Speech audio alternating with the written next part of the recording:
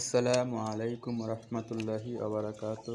প্রিয় দর্শক ভাই ও বোনেরা, আপনারা কেমন আছেন? আশা করছি সবাই ভালো আছেন।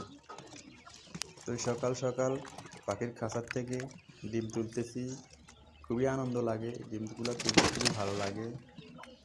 তো যা হোক, সকালবেলায় আমি পাখিগুলোকে আদার পানি সেচ করে এদেরকে দিয়ে থাকি।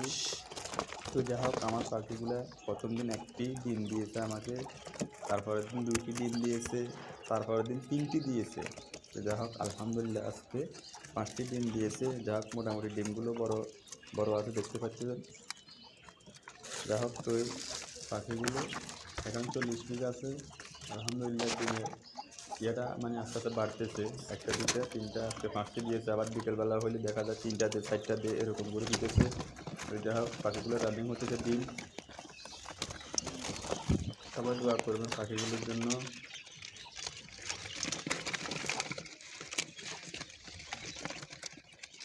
মাশাআল্লাহ, মাশাআল্লাহ।